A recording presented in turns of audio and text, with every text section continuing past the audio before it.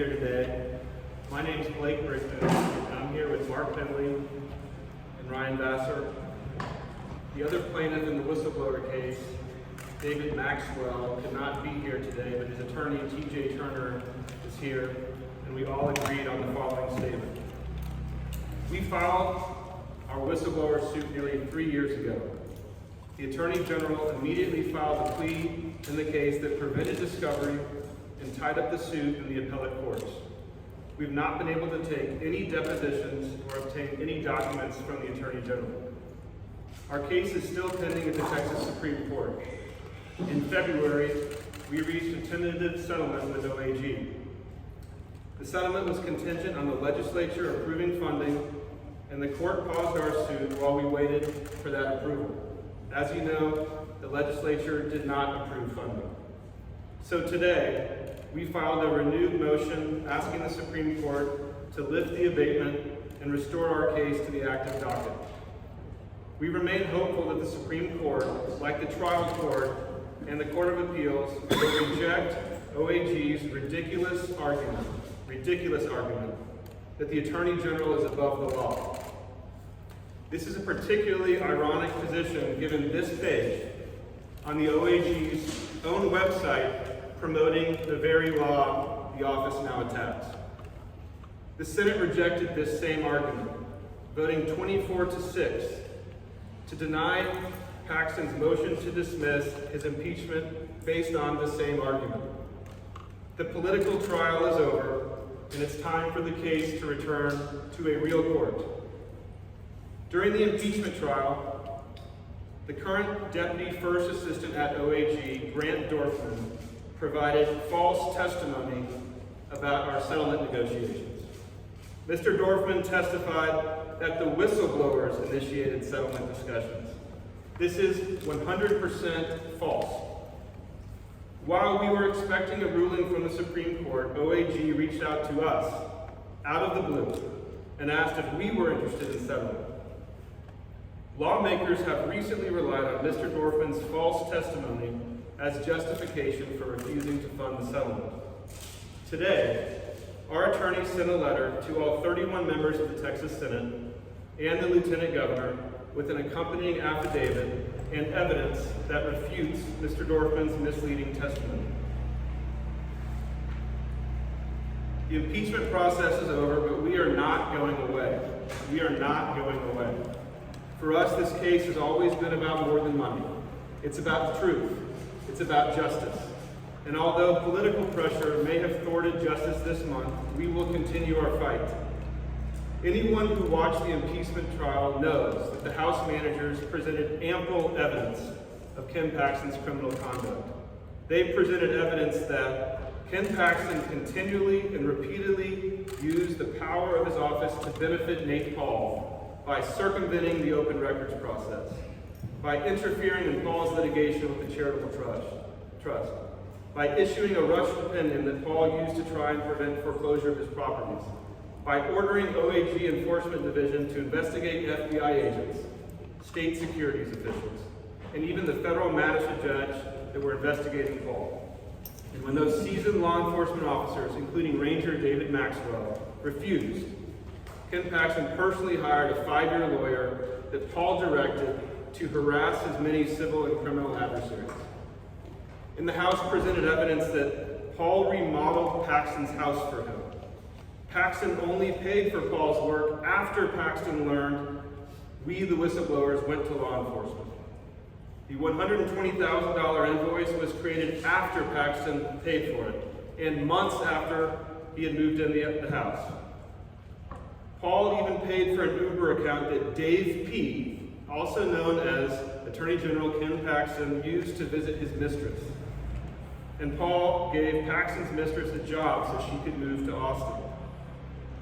The House also put on ample evidence that when it came to Paul, Paxton refused to heed the advice of the principled conservative staff that he put in place, and when that staff was forced to go to law enforcement, Paxton fired them or ran them off. Ken Paxton still has not testified under oath. He didn't even attend most of his impeachment trial. In our suit, he will have to testify, or he will have to plead the fifth in open court. If the Supreme Court sends our case back to district court, we expect several things to be different from the political trial we just witnessed. Let's go over a few of those. Our judge will not receive a multi-million-dollar donation from Paxton supporters on the eve of trial. Our jurors will not have their careers overtly threatened. The jury will see evidence the House managers were prohibited from introducing in the impeachment trial, like this receiver's report I can share with you. This report, filed in one of Nate Paul's bankruptcy cases, shows that the contractor on Paxton's house, Raj Kumar, is a convicted felon who has assisted Nate Paul in fraud. We will be able to depose Senator Angela Paxton about what she knew about the renovations of her home by Nate Paul. Laura Olson will have to testify under oath or plead the fifth in open court. Nate Paul will have to testify or plead the fifth. Raj Kumar will have to testify or plead the fifth. And most importantly, Ken Paxton will have to testify under oath or plead the fifth in open court. We will fight for justice in this case as long as it takes. We will also keep the public, the media, and the Texas legislature apprised of our litigation in real time. We will document each frivolous delay that Ken Paxton engages in to continue hiding from the truth. Delays which will just cost the taxpayers more in the long run than they would have spent if the settlement had been finalized this session. Finally, and importantly, we would like to thank the 121 members of the House and 14 members of the Senate who oppose corruption in state government, and give special thanks to Republican Senators Hancock and Nichols for not wilting under political pressure and enabling Ken Paxton's lawlessness. This has been an incredibly difficult 3 years on our families, but we're strengthened by the book of John where Jesus said, "The truth will set you free." Now I'm happy to take a few questions from the media, something that Ken Paxton never does. Mr. Brickman, there was... And sorry, if I can interrupt you, if you wouldn't mind just introducing yourself so I know who you are. Absolutely. Michael Atkinson with CBS Austin. We heard during the impeachment process there was already a little bit of a hesitancy to settle this lawsuit. Are you concerned at all that given the outcome of how this impeachment trial, that Mr. Paxton was acquitted, are you concerned at all that that was the best deal you were going to get as far as the settlement goes? I'm not at all concerned about that. I think that when we're in a real court and get a real judgment, it's very different than having a jury of 30 members of political parties. So no, I'm not. Sir, this is John Brickman. Are you suggesting that you don't want something that you want to go to court or settlement still on the It's possible they could still fund the settlement, but we've been given zero indication that that's likely to happen. And we're ready to go back to our trial court and get a judgment and hold Ken Paxton to justice. You can.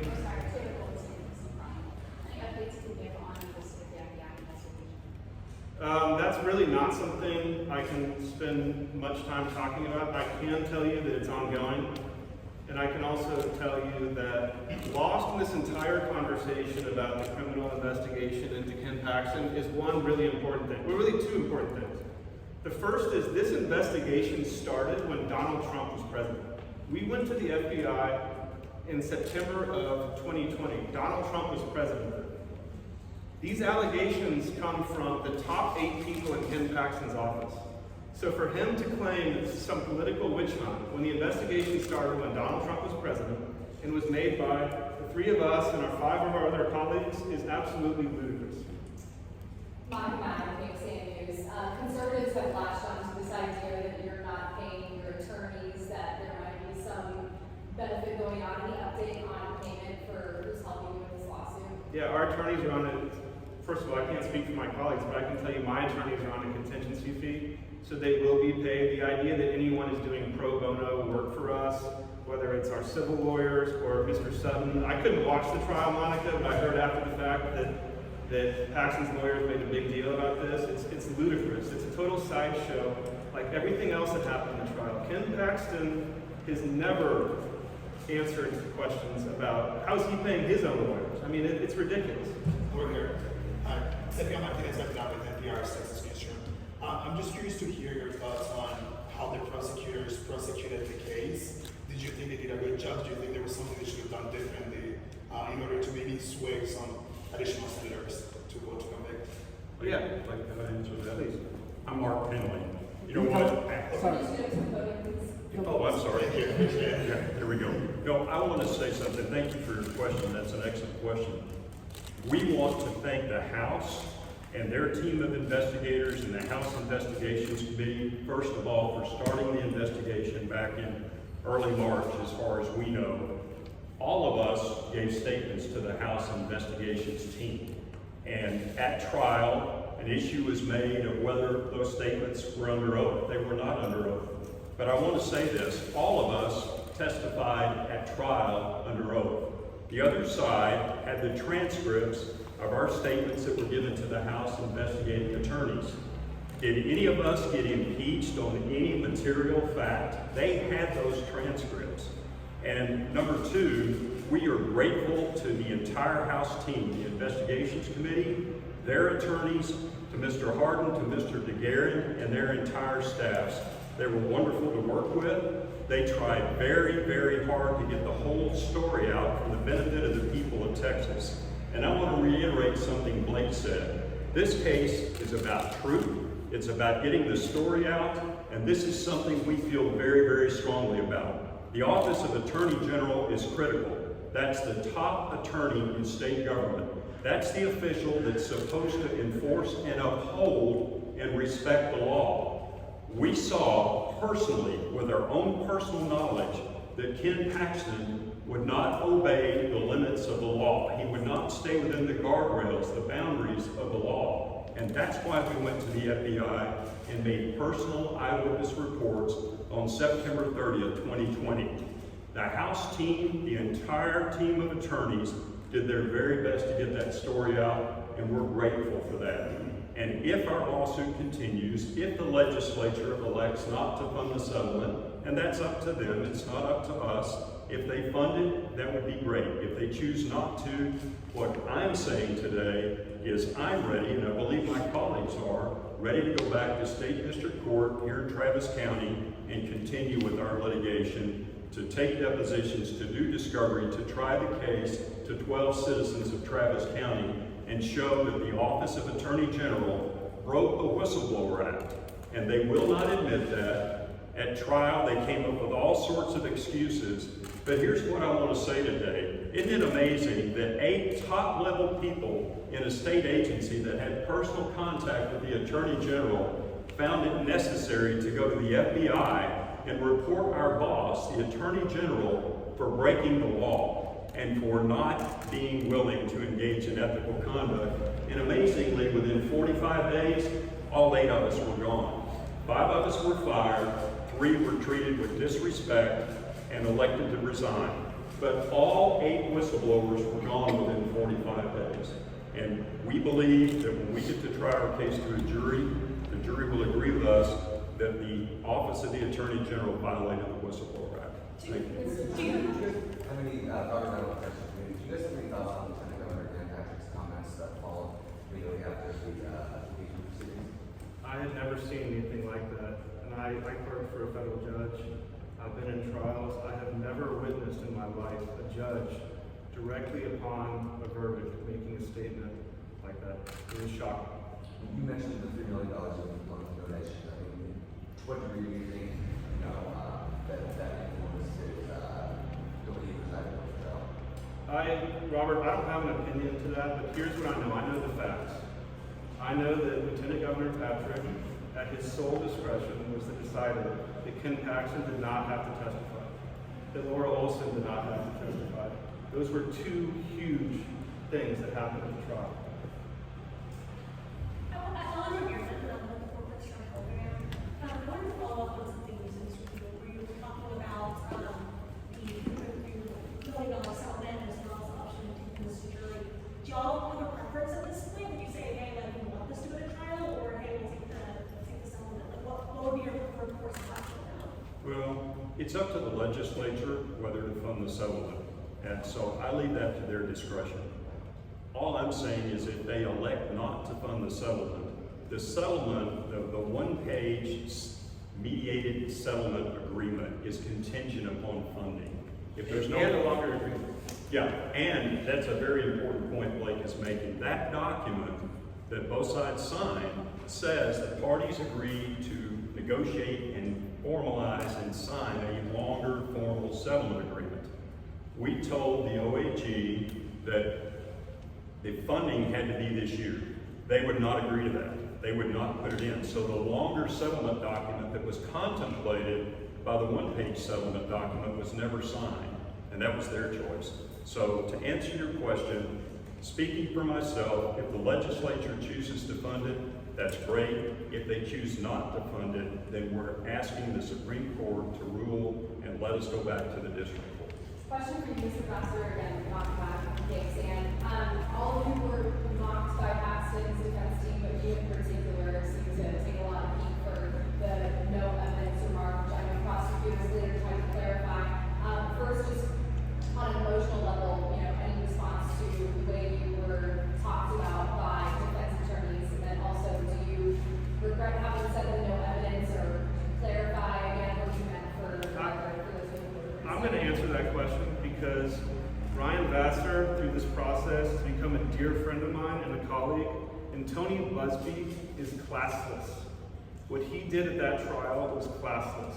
Ryan Vassar and all of us knew when we went to law enforcement on September 30th, 2020, we took firsthand eyewitness evidence to the FBI. The idea that Tony Busby or Ken Paxton think that the top 8 people in his agency going and sitting around a round table at the FBI and telling them their first-person accounts is not evidence is proof of how absurd Paxton's point was in this whole trial. What he did to my colleagues was shameful, and Tony Busby should be ashamed of himself. He's a disgrace. Well, and I'd like to add something, if I may, Ryan. When Ryan was on the stand and got emotional, Ryan was thinking about his children. He was asking how this had impacted his family. He's a father with 4 small children and a wife who stays at home and raises those kids. When he got fired, he had a newborn baby at home and 4 young children. And Ryan was unemployed for 6 months.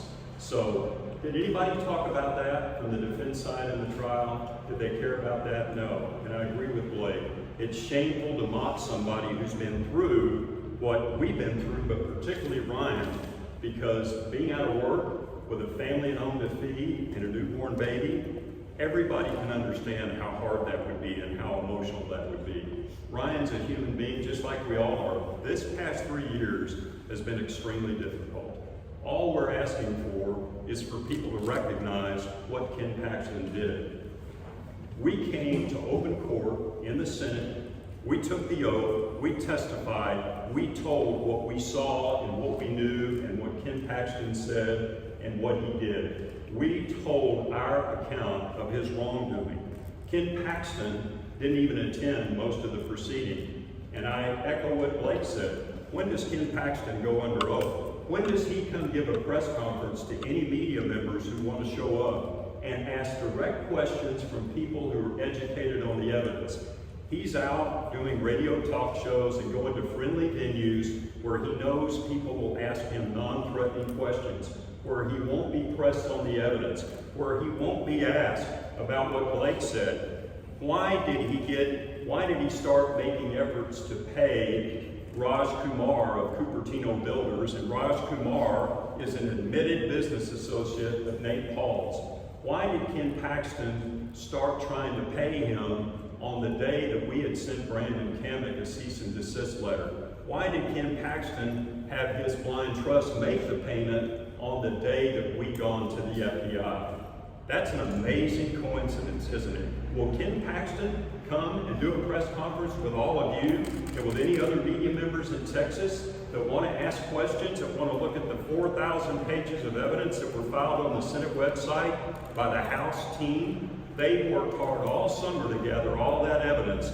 Is Ken Paxton ever going to be pressed for answers about the facts in those records? There are extensive records about this. We stand behind our testimony. We challenge Ken Paxton to go in a neutral venue with media members who know what they're talking about, who study the documents, who can ask probing follow-up questions, instead of him going and just asking, going to friendly venues, getting softball questions, and not being pressed for details. That's what he does. We stand behind our testimony, and we just, what we want is justice, and we want the people of Texas to have an attorney general that acts with integrity and good public policy. And I'd like to echo something Senator Kelly Hancock said in an interview last week. The people of Texas deserve both good public policy with integrity, and that's not too much to ask of an elected official, except in the case of Ken Paxton. I think we have time for one or two more questions. Bill?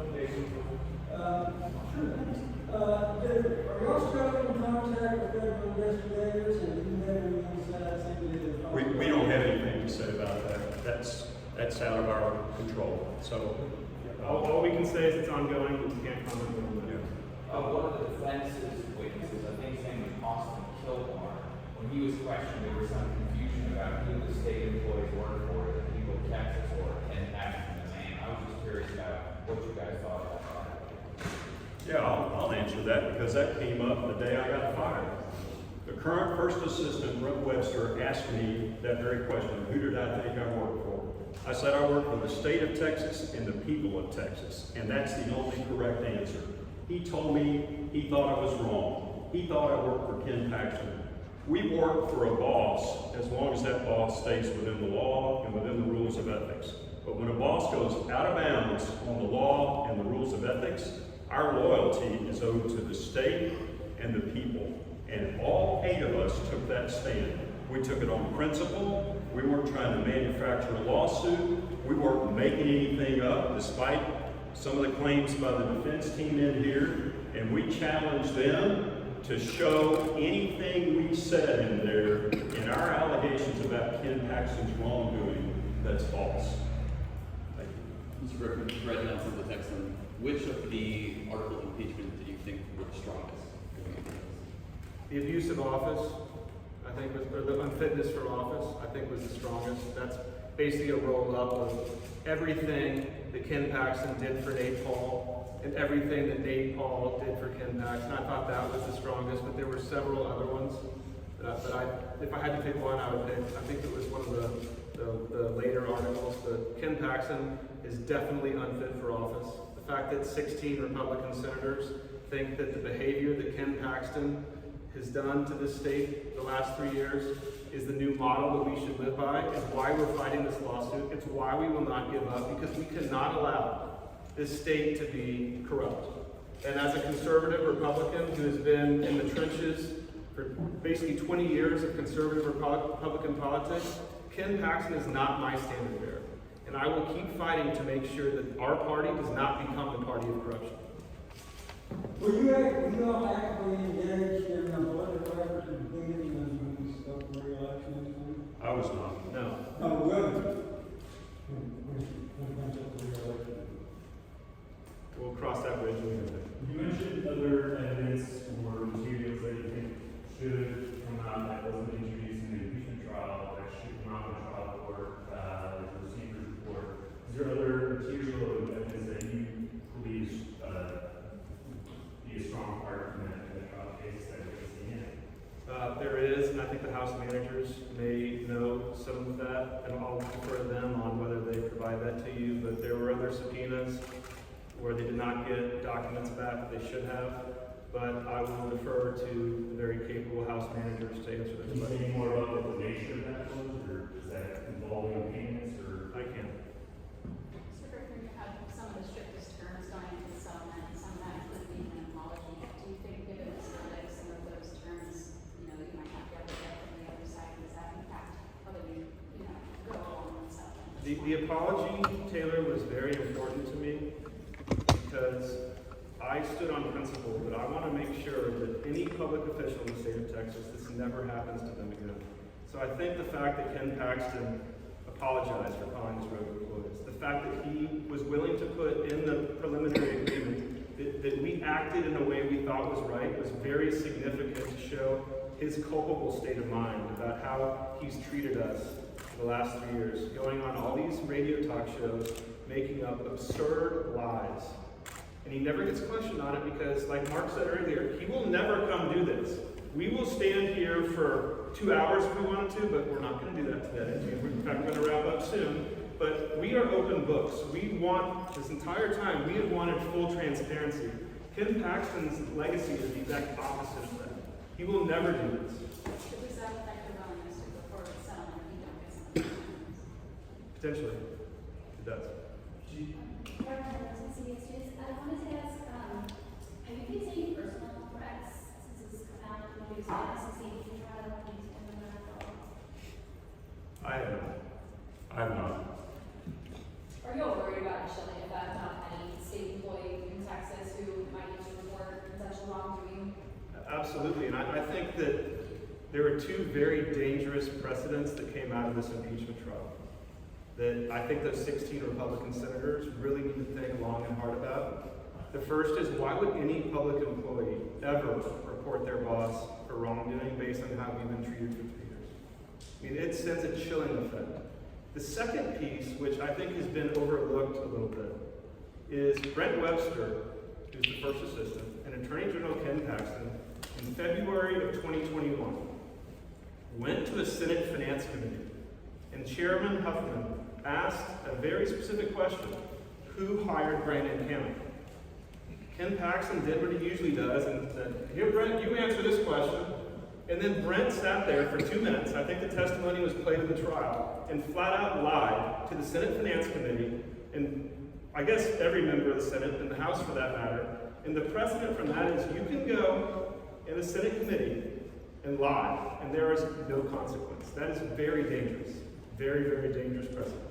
One more. I have a follow-up, sorry, about the mechanics of this lawsuit. So, looking ahead, let's say the legislature decides not to fund the settlement. I mean, they have decided not to, at least in this past session.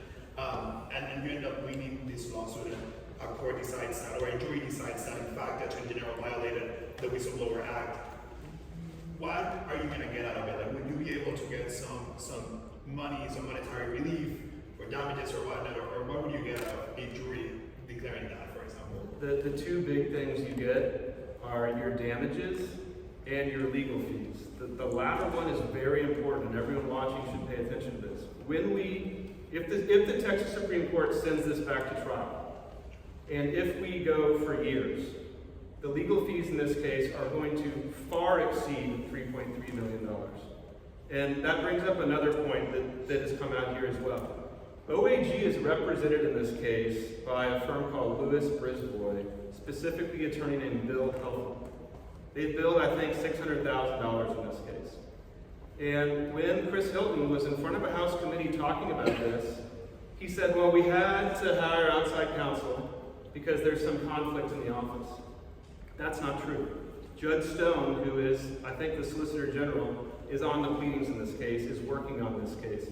OAG has represented itself many times in the past in whistleblower cases. So the idea that OAG has to hire outside counsel in this case is just not true. What about the Brandon County house? Do you think the allegation that the defense couldn't really disprove that allegation would go in the kitchen room? Here's what I know about the kitchen room. When we went to law enforcement on September 30th, we knew that Nate Paul was involved in the renovations of Ken Paxton's home. What we know now is the day after we went to the FBI, Ken Paxton wired $121,000 based on an invoice which was not even available to him, sent to a company that's affiliated with Nate Paul, that's run by a guy named Raj Kumar, who's a convicted felon, who's done fraudulent transfers for Nate Paul. So when I hear these 16 Republican senators talk about there's no evidence or there's no smoking gun, that makes absolutely no sense. Ken Paxton was trying to cover up what we allege by that payment. Whether they were granite countertops or not, I have no idea. Last question. Mr. Brickman, Hayden Sparks with the Texan. He talks a lot about the Republican senators who voted against impeachment. what is your message to them after they sat through the trial and heard the evidence and then arrived at their belief that the standard of proof beyond reasonable doubt was not met? I'm sorry, what was the question? What would you say to senators who decided that the evidence presented at trial did not meet the standard of proof beyond reasonable doubt? I would say I strongly disagree with that for the reasons I just mentioned, specifically with that one invoice. But I think their vote in history will be talked about 20 years from now as a vote condoning corruption. So thank you all very much. Let me add one thing, Blake, if I may. I just want to make this one additional statement. Ken Paxton has made statements in the past that this was some sort of a deep state conspiracy, that people infiltrated us into his office to set this up. He said that on the radio, or some version of that again last week. That is absolutely untrue. This had nothing to do with politics by any of us. What this had to do with was we saw his illegal and unethical behavior. We had a duty, we had a responsibility to report it to law enforcement. He would not listen to us. We met with him, we talked to him, we emailed him, we spoke to him on the phone. I met with him in person for over 2 hours on September the 26th. And then we went to the FBI on September 30th when we found out that the 5-year lawyer he had hired had gotten 39 grand jury subpoenas, and that Nate Paul and his attorney were actively directing him to go after Nate Paul's adversaries. And he was serving those grand jury subpoenas on federal authorities, state authorities, and Nate Paul's litigation opponents. Politics had absolutely nothing to do with any of this. This is about principle. This is about respect for the law. This is about upholding the law. And I have 7 honorable colleagues. We went together. We made our report together for 4 hours. The idea that we had no evidence, when Ryan answered that question, he answered it the way anybody might answer it. Did we take a box of documents? Did we take DNA tests? Did we take fingerprints? No. We went in a hurry because of what was going on with those 39 grand jury subpoenas. It was improper, it was unethical, it was illegal. And we had to make a report, and we had to make it that day. We had eyewitness testimony, we had personal knowledge. That's admissible evidence in any court in Texas. We took that to the FBI, we did our duty, and we've been waiting 3 years for justice because we've been illegally fired. Thank you all for being here. Well, this is a document that we have